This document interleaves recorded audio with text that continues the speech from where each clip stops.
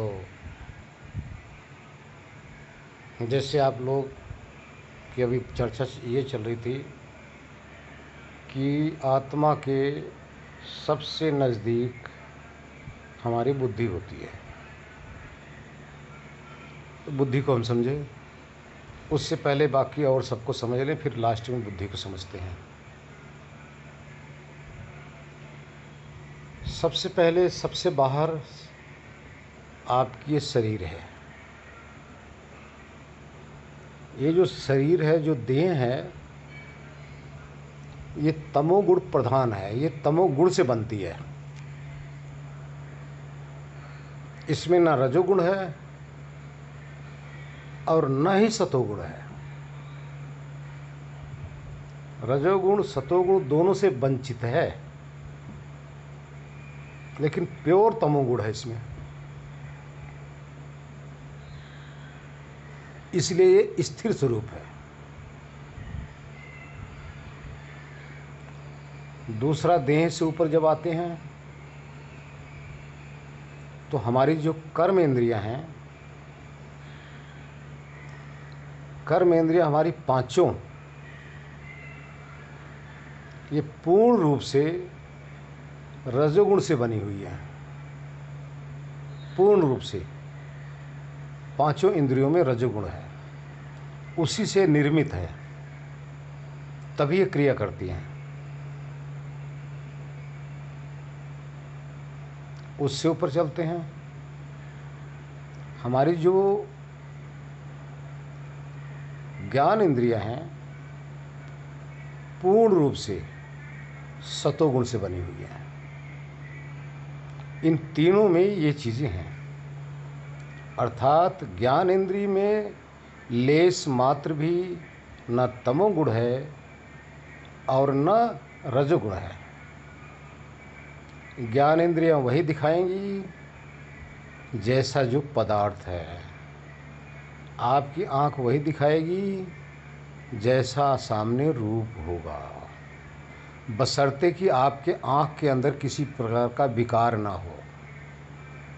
जैसे पीलिया हो जाएगा तो पीला दिखाई देगा, तो लेकिन आंख आपके सामने अगर इंसान है तो इंसान को ही दिखाई देगा, दूसरी चीज़ नहीं दिखाएगी। कान जैसा शब्द आ रहा है उसी शब्द को आपको सुनाएगा, दूसरा नहीं सुनाएगा। इसमें किसी प्रकार का तमोगुण मिश्रित नहीं होने पाएगा।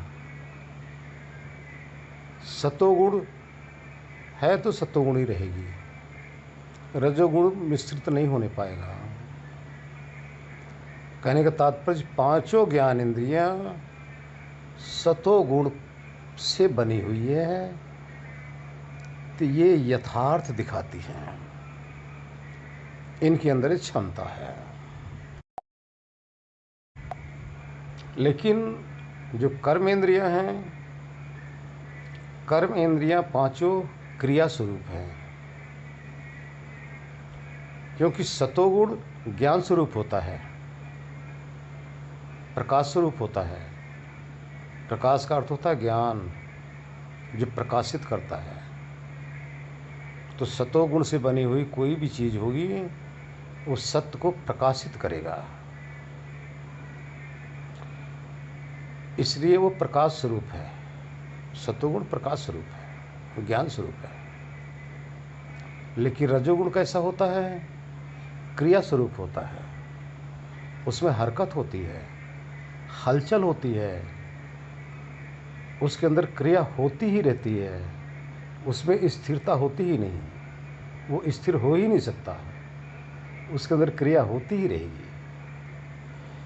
तो उस गुण से हमारी कर्मेंद्रिया बनी है, इसीलिए पांचों कर्मेंद्रियों के द्वारा क्रिया होती है।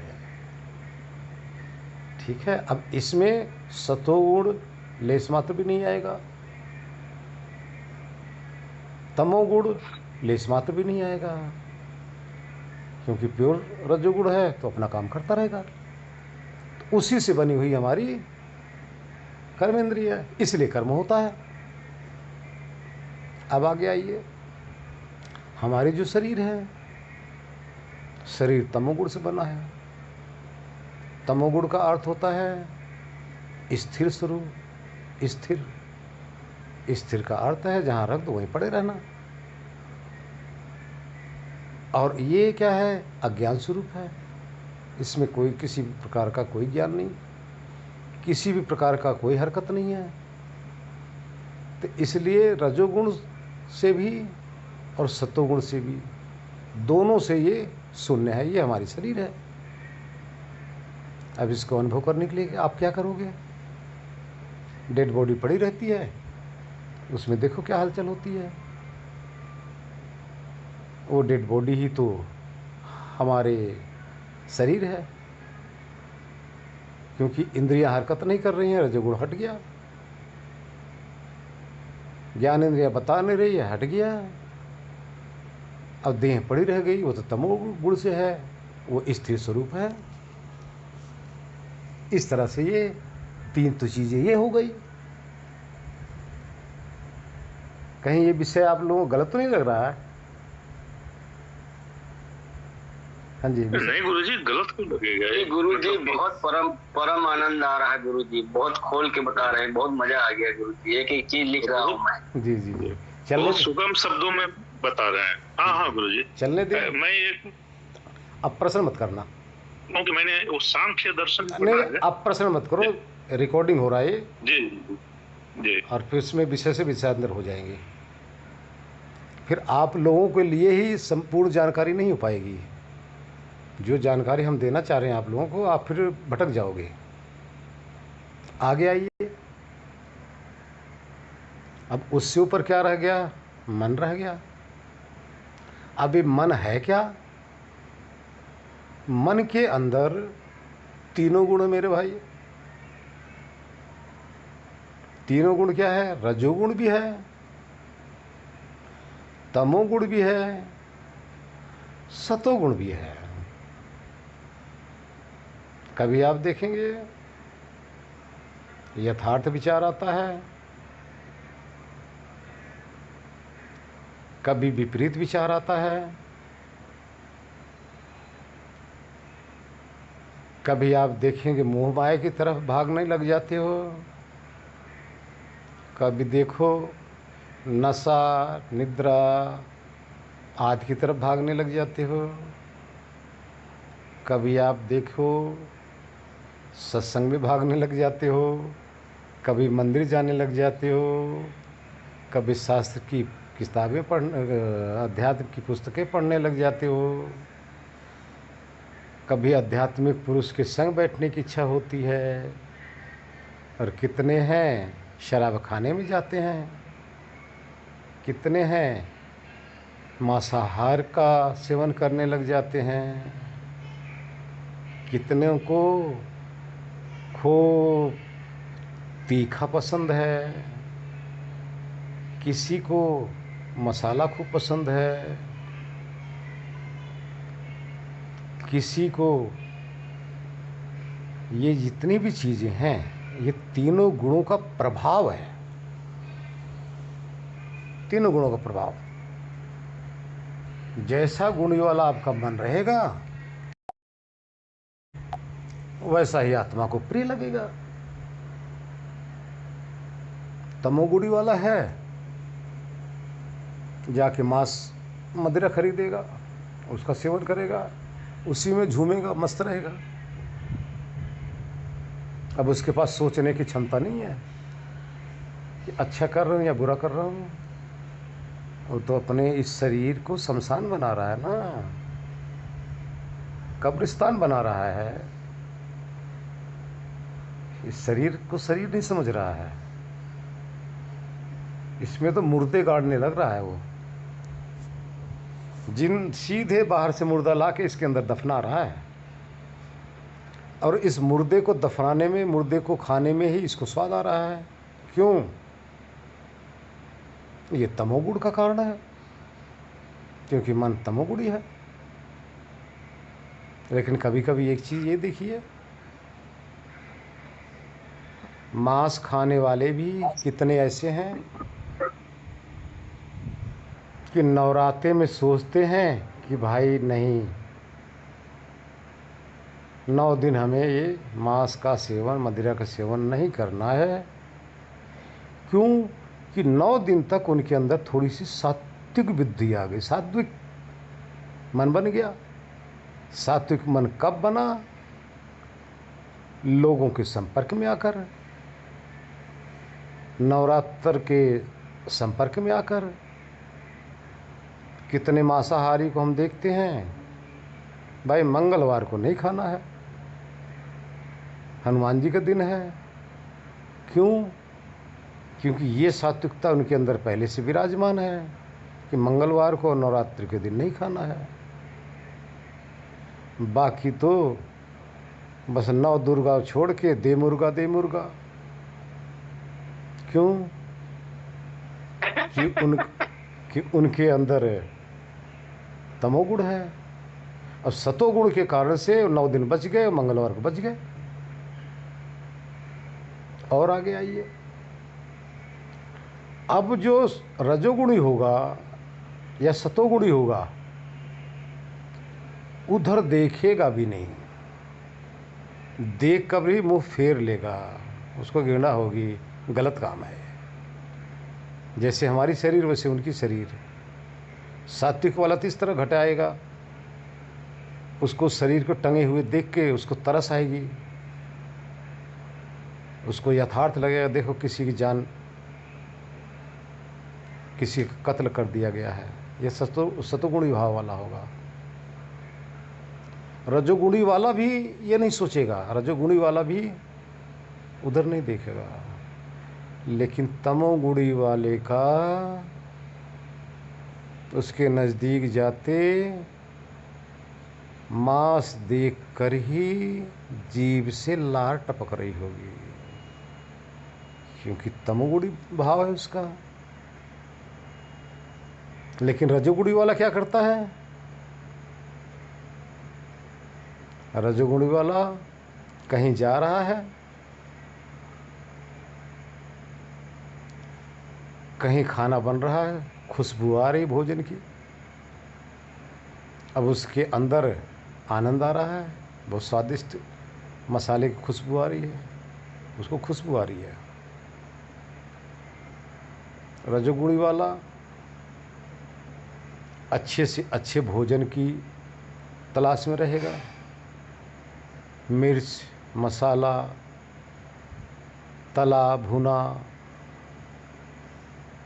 ब्रेड, पकौड़े आदि की तलाश में रहेगा। क्यों? कि उसका मन रजोगुण प्रधान है।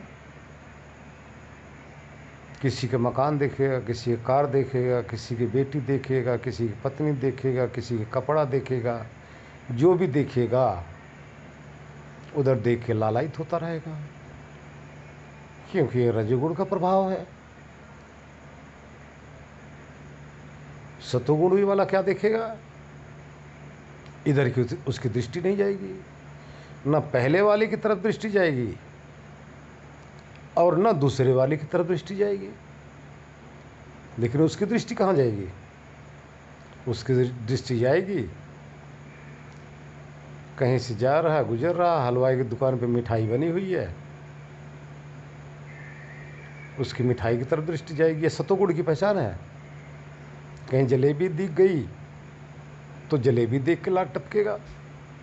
ध्यान देना, तमोगुणी मांस को देखकर लाट टपका रहा था, रजोगुणी स्वादिष्ट भोजन को देखकर, मिर्च मसाला को देखकर लाट टपका रहा था, सतोगुणी वाला मिठाई, मिष्ठान आदि आदि को देखकर लार टपका रहा है, फल देखकर लार टपका रहा है, जूस को देखकर लार टपका रहा है। सतोगुणी वाला जूस पिएगा, फल खाएगा, मिठाई खाएगा, दही खाएगा, दूध वगैरह पिएगा, सतोगुणी इधर चलेगा। अब खान पान में फ़र्क हो गया कि नहीं मेरे भाई? आत्मा तो पीछे एक ही है। आत्मा इन तीनों गुणों से परे है, लेकिन कहा तो गया है ना कि गुण ही गुणों में बरत रहा है। लेकिन यही तीनों गुण, जैसा जैसा गुण का प्रभाव है मन में, उसी तरह से इस आत्मा का बलात्कार कर लिया जाता है, आत्मा को खींच लिया जाता, आत्मा खींच जाता है इस मन के आगोश में आकर, और खींचकर वो कर्म कर बैठा। अब कर्म कर बैठा, फंसा कौन? मन तो फंसा नहीं, भोगेगा आत्मा। शरीर के अंदर विकार होगा, ज़्यादा खा लिया दस्त लग गई, गलत खा लिया बीमार पड़ गया। इस तरह से इन गुणों के आगोश में आकर आत्मा फंस गया। इन गुणों ने मोहित कर लिया किसको? खींच लिया किसको? जो पीछे शहंशाह बैठा हुआ है। अब शहंशाह क्यों फंसा? मन के गुणों के कारण से, जबकि मालिक है वो, मालिक आत्मा है, ये सारे सेवक हैं। लेकिन ऐसा हर लिया जाता है कि उसके अज्ञान को हर लिए। कौन? इन गुणों ने। अब ध्यान रखो कि ये गुण कहाँ काम कर रहे हैं। कहीं सुने होंगे गुण ही गुणों में बरतता है। कहाँ बरत रहा है? अब इसको भी तो अनुभव करो, किस जगह ये बरत रहा है। क्या वो बात गलत कही गई है? नहीं, घटाइए आप। जैसा गुण आपके मन के अंदर प्रबल होगा, वैसा ही गुण, वो मन का जो गुण है, वैसा ही बाहर गुण को देखेगा। मन में जब तमोगुण प्रधान है तो बाहर तमोगुणी पदार्थ को ही देखेगा। मन में रजोगुण प्रधान है तो बाहर के रजोगुणी पदार्थ को देखेगा, फिर सतो को नहीं देखेगा, तमो को नहीं देखेगा। मन में सतोगुण प्रधान है तो बाहर भी वो सतोगुण को ही देखेगा। इस तरह से गुण ही गुणों में बरत रहा है। ध्यान रखना, आत्मा में नहीं हो रहा है। मन का गुण, भौतिक तत्वों का गुण, इन दोनों का व्यवहार हो रहा है, दोनों में बर्ताव हो रहा है। और इस बर्ताव को देखता हुआ आत्मा दृष्टा होता हुआ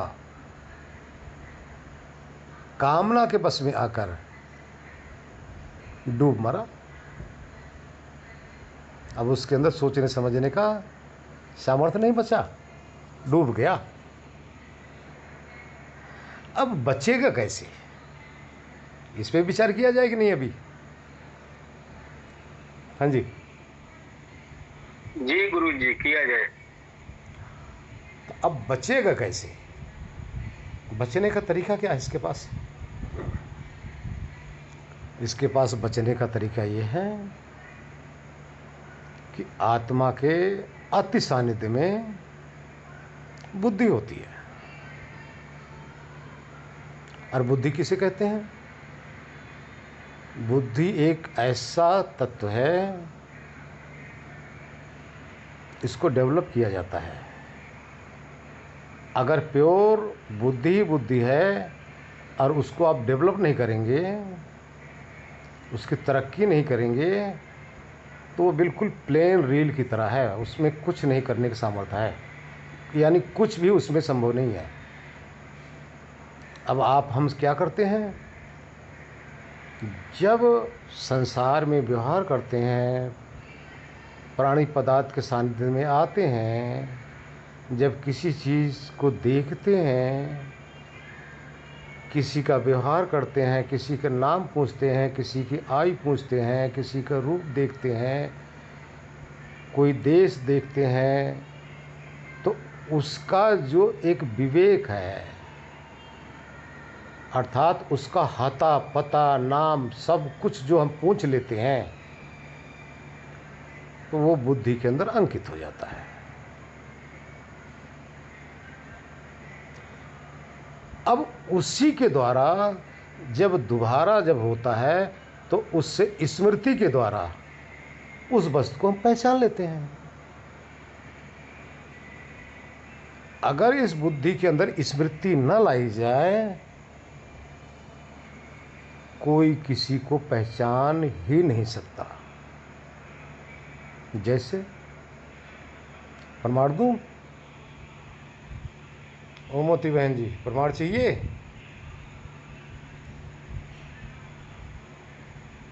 अब प्रमाण लीजिए। जब एक छोटा सा बालक पैदा होता है, बच्चा, आप लोगों ने देखा है, सब ने देखा है, ऐसा कोई हमारे ख्याल से नहीं है जो जन्मते बालक को या साल 6 महीने के बालक को ना देखा हो। वही नहीं, आप भी वही थे, आप भी वही बालक थे, आप भी वही शिशु थे। अपने से तो अनुभव करो ना। पूनम बहन जी, बहन पूनम जी, कहाँ खो गए आप लोग? जी गुरु जी, हम सुन रहे हैं। सुन रहे हैं? हमारे और जी गुरु जी, हम हैं। और भाई बहन नहीं सुन रहे हैं, लग रहा है क्या?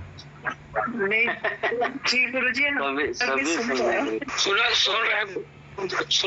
अच्छा, हम भी सुन रहे हैं। अच्छा, गहराई से सुन रहे हैं इसका मतलब, बहुत गहराई से सुन रहे हैं इसका मतलब आप लोग।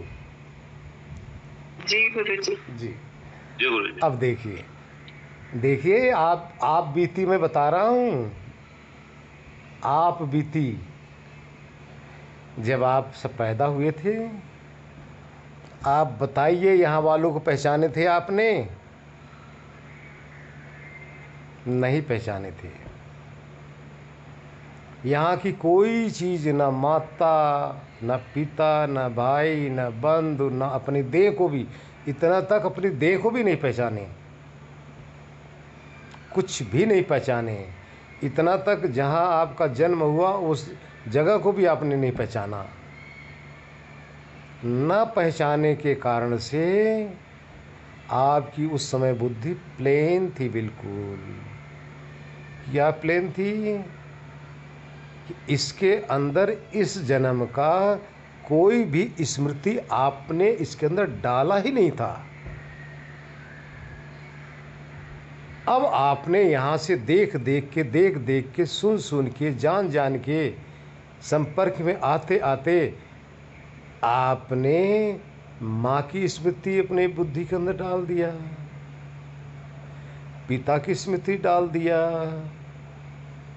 भाई की बहन की अपने शरीर की स्मृति, परिवार की, इस जगह की जहाँ पैदा हुए उस स्थान की, ये स्मृति इसके अंदर डालते डालते डालते डालते आपको 4, 5, 6 साल या 10, 12 साल लग गए। तब आपको उस बुद्धि के अंदर आपने डाल के अब वो आपने डेवलप कर दिया। यानी आपने स्मृति जगाया है, स्मृति इसमें बनाया है, न कि अच्छा स्मृति इसमें डाल दिया। अब उसी स्मृति के द्वारा आप संसार में व्यवहार करने लग गए, सबको पहचानने लग गए, सबको जानने लग गए। उसी के द्वारा आपकी पढ़ाई शुरू हो गई। स्कूल में जाने से पहले किसी अक्षर को पहचानते थे? क ख ग घ या ABCD या उर्दू का कोई भी शब्द पहचानते थे? नहीं पहचानते थे। क्यों? क्योंकि वो आपने स्मृति में बनाया ही नहीं था, स्मृति में डाला ही नहीं था, बुद्धि के अंदर डाला ही नहीं था। अब जैसे जैसे जो बुद्धि में डालते गए उसका ज्ञान बुद्धि के अंदर अंकित होता गया। जब बुद्धि में अंकित होता गया तो आप उस चीज़ के, उस पदार्थ के आप ज्ञाता हो गए। आत्मा सिर्फ ज्ञाता है, लेकिन इन सब का ज्ञान कहाँ आया? आपकी स्मृति के अंदर। और ज्ञाता कौन हुआ? आत्मा। और जब तक ये स्मृति आपकी बुद्धि के अंदर नहीं आई थी तो आत्मा इसका ज्ञाता था ही नहीं। वो तो बेचारा इन सब से रहित था। और तो और आज भी आपको कोई आदमी सामने वाला मिल जाए, अनजान आदमी हो, आपसे अगर पूछ लिया जाए इसका नाम बताओ, बता दोगे? बताइए आप।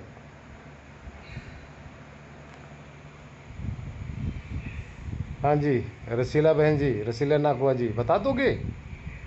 अनजान आदमी आपके पास आ जाए तो उसका नाम बता दोगे? नहीं बता सकते। नहीं बता ही सकता गुरु जी। क्यों नहीं बता सकते? क्योंकि अनजान आदमी है इसलिए। क्योंकि उसका नाम आपने अपनी बुद्धि में घुसेड़ा ही नहीं, उसका नाम आपने डाला ही नहीं। जब इस बुद्धि के अंदर डाल देंगे उसका नाम, तो दूसरे दिन उसको देखते आपको नाम याद आ जाएगा। इसी प्रकार से आज भी कोई पदार्थ देखेंगे जो अब से पहले आपने नहीं देखा, तो उसको भी आप नहीं पहचान सकते, उसका नाम याद नहीं कर सकते। चाहे प्राणी हो, चाहे पदार्थ हो, या एनी वे कोई भी हो, चाहे भोजन ही क्यों ना हो।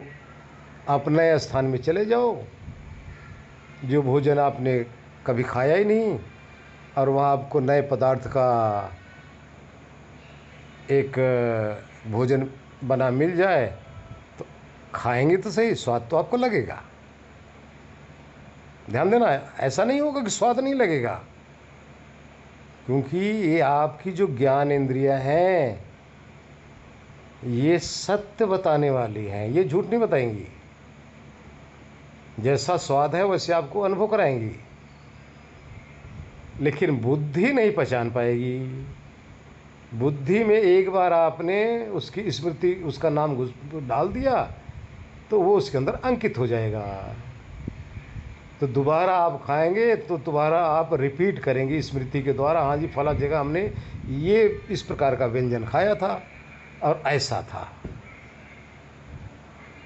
तो ये जो बुद्धि है ये हमेशा हमेशा जब तक जिंदा रहता है इंसान,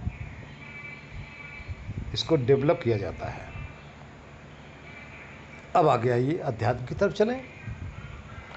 अध्यात्म की स्मृति आपके अंदर इसमें क्यों नहीं है?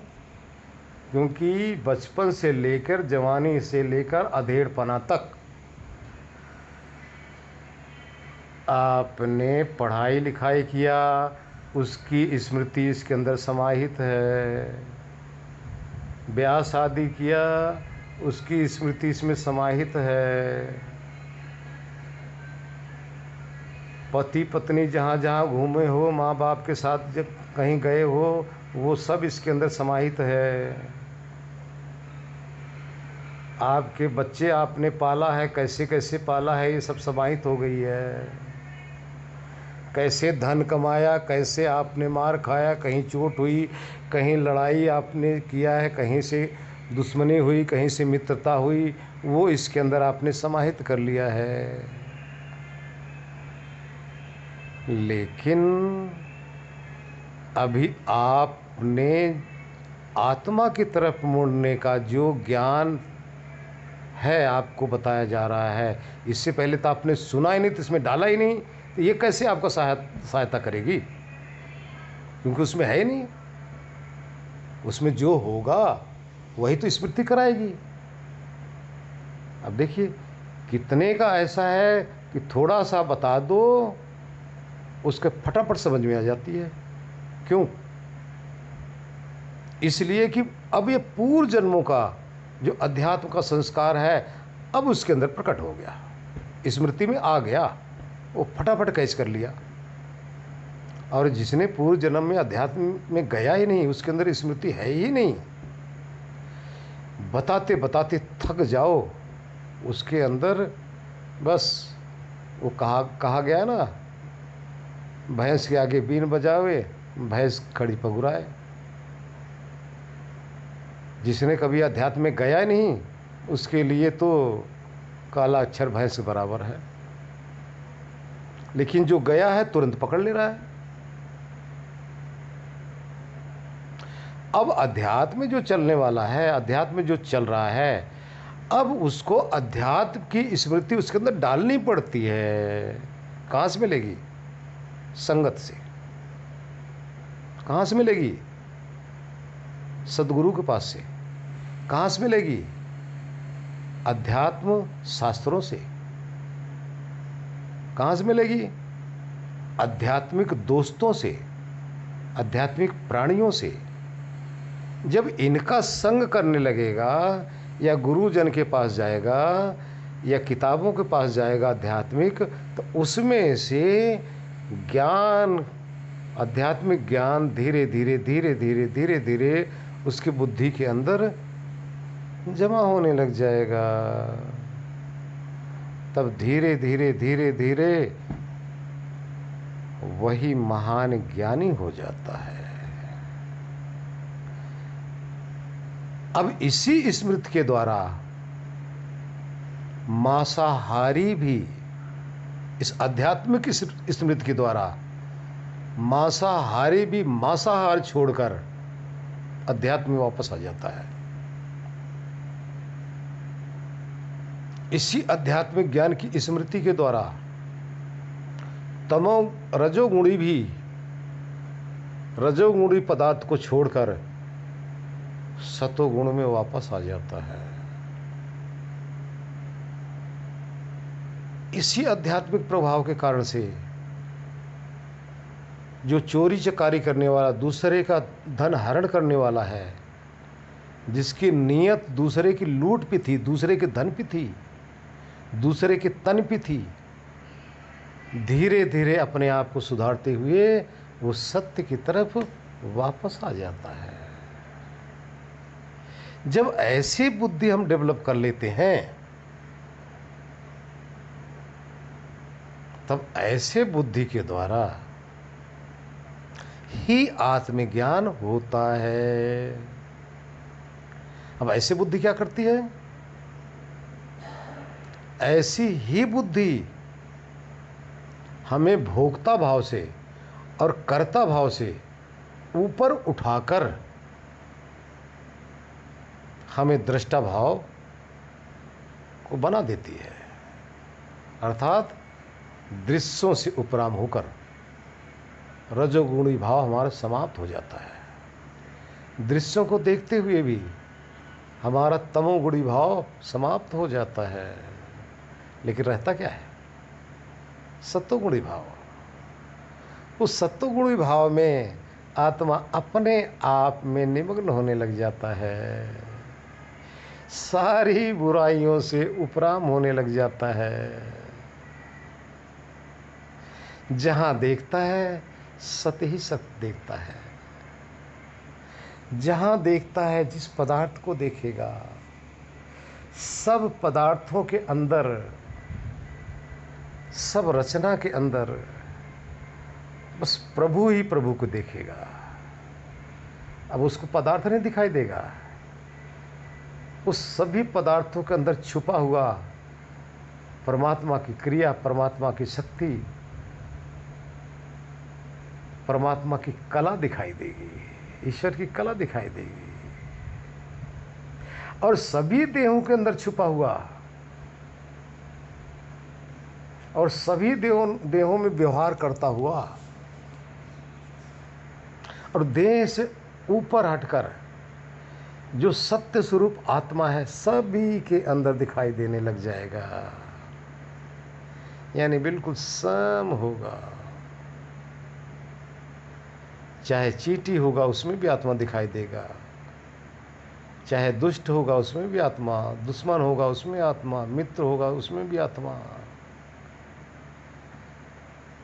तो इस बुद्धि के द्वारा समस्त शरीरों के अंदर आत्मा जो छिपा हुआ है वो दिखाई देगा, और समस्त शरीर और समस्त संसार के अंदर जो छुपा हुआ परमात्मा वो दिखाई देगा। क्यों? क्योंकि ये बुद्धि का फर्क है। इस बुद्धि के द्वारा उसने डेवलप कर लिया अपनी बुद्धि को, किसमें? अध्यात्म में। आध्यात्मिक वृत्ति उसकी बन गई, आध्यात्मिक ज्ञान उसका सदा प्रकट रहेगा, सदा प्रबल रहेगा। सब कुछ देखते हुए उसको न तो मोह रूप कुछ दिखाई देगा, न राग रूप कुछ दिखाई देगा, उसको तो सिर्फ सत्य रूप दिखाई देगा ना। क्यों? बुद्धि को उसने सतोगुणी कर लिया, शुद्ध। तो आप लोगों को बताया गया है सतोगुण का काम क्या है? सत्य को दिखाना। रजोगुण के काम क्या है? राग में पैदा करना, राग की तरफ ले जाना। तमोगुण के क्या काम है? मोह प्रकट करना। और सतोगुण सत्य को दिखाता रहता है। तब ऐसा प्राणी इस संसार को देखते हुए सिर्फ सत्य को देखता है, असत्य उसके नज़दीक आ ही नहीं सकता, फटक ही नहीं सकता। हाँ, जैसे ये गुण थोड़ा सा दबा नहीं कि दूसरे रजोगुण आ गया, तमोगुण आ गया, फिर वहाँ फंस जाता है। कौन फंसा इसमें? विचार करो। क्या बुद्धि कर्म फल इसका कर्म फल भोगेगी? क्या मन भोगेगा? क्या आपकी ज्ञान इंद्रिया भोगेगी? क्या आपकी कर्म इंद्रिया भोगेंगी? क्या आपकी शरीर भोगेगा? ना। अब आप कहोगे कर्म तो इसमें हो रहा है, तो भोगेगा कौन? कितने ऐसे करते हैं आत्मा तो करता है, कितने तो ऐसे हैं बोलते हैं आत्मा को कुछ भोगता नहीं, कितने ऐसे हैं कहते हैं सुख दुख तो आत्मा को होता ही नहीं, ये तो मन का काम है। हाँ, कहते हैं, हमारे सामने बहुतों ने कहा है, कहते रहते हैं, आज भी कहते हैं। अब विचार करो, अब सुनो। आपके हाथ में एक लाठी दे दिया जाए, चाकू दे दिया जाए, अब आप उस लाठी से किसी के सर फोड़ो, किसी के मारो, किसी को काटो, आपको पुलिस वाले पकड़ ले गए, या वही आदमी आपको, जिसको आपने सर फोड़ा, वही आपको कहने लग जाए, आप कहोगे भाई मेरा क्या कसूर है, मैंने तो कुछ किया नहीं, लाठी ने आपका सर फोड़ा, लाठी को पकड़ो। पुलिस आपको पकड़ ले गई तो पुलिस को भी यही जवाब सवाल कह सकते हो आप। आपको बंदूक दे दिया जाए, बंदूक में कारतूस भी है, और किसी के सर को आपने फोड़ दिया। अब बताओ, कारतूस को पता है, बंदूक को पता है, या वो जो जिससे ड्रैगन क्या बोलते हो, जो भी बोलते हो, उसको पता है? पता तो उस ज्ञान स्वरूप सत्ता को है कि हमने किसका सर फोड़ना भाई। जिससे मित्रता होगी उसको बचाएगा, उधर नहीं ले जाएगा। जिससे शत्रुता होगी उसको छोड़ेगा भी नहीं। तो अब आप जब पकड़े जाओगे तो किसको बताओगे? क्या आप कहोगे मैंने कुछ नहीं किया भाई, इस कारतूस ने, सर तो वाकई कारतूस ने फोड़ा है, और कारतूस कहेगा कि मेरी क्या गलती है भाई, बंदूक ने चला दिया, मैं निकल गई, मैं तो सर पे आके लग गई, मेरी क्या गलती है। बंदूक क्या कहेगा? बंदूक तो यही कहेगी मेरी क्या गलती है। तो इस स्विच को ऑन करने वाला तो दूसरा था। स्विच क्या कहेगा? भाई इसको उंगली से दबाने वाला तो दूसरा था। उंगली क्या कहेगी? कभी इसको चलाने वाला हाथ था? कौन गुनहगार होगा? विचार करो। गुनहगार तो सिर्फ चेतन ही होगा, क्योंकि इसको समझने की, करने की, न करने की, इसको बदल देने की या न बदलने की, ये शक्ति, ये क्षमता सिर्फ चेतन में है। इसीलिए चेतन फंसता है। चेतन चाहे बचा ले, चेतन चाहे अपने आप को फंसा ले, चेतन के अलावा सब जड़ पदार्थ है और जड़ को कभी भी सजा नहीं दी जाती।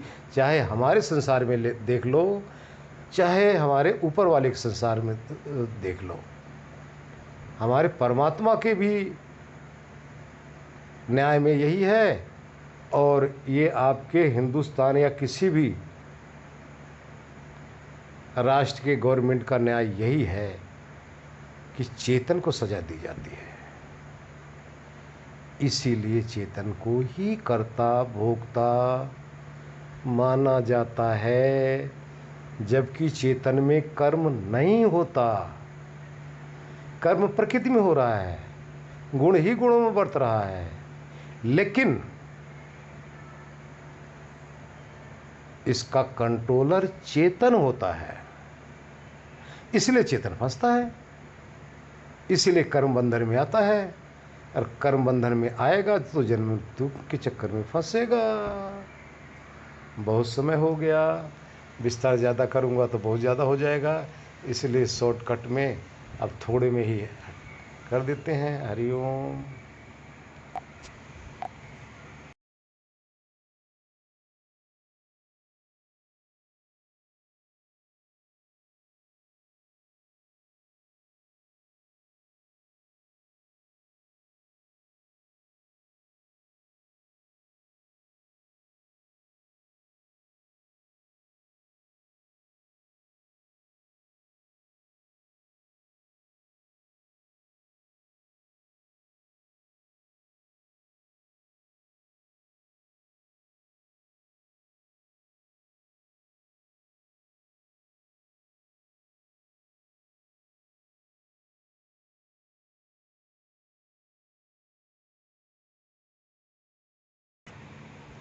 तो जज साहब के पास आप क्या जाके कहेंगे मेरी क्या गलती है? मारा तो दवाई ने, टैबलेट ने मारा, मेरी क्या गलती भाई? मैं क्या करूं? जी गुरुजी। तो क्या जज साहब आपकी बात को मान लेंगे? और वाकई आपने तो कुछ किया ही नहीं, आपने तो मारा ही नहीं भाई। मारने वाली तो वो टैबलेट जिसको आपने दिया ना, जो पॉइजन आपने दिया, जिससे वो जिसको खा के मरा हो। अब आप बताइए किसको सजा मिलेगी मेरे भाई? टैबलेट को मिलेगी, या आपके हाथ को मिलेगी, या आपको मिलेगी? जवाब दो आप। हरिओम। जी गुरुजी। इसी तरह से अपने कर्मों के कारण से आत्मा ही पहले इस देह रूपी जेल में आती है, फिर देह रूपी जेल इस संसार रूपी देह में विचरण करती है, कर्म करती है, तभी तो छुटकारा पाती है। हरिओम।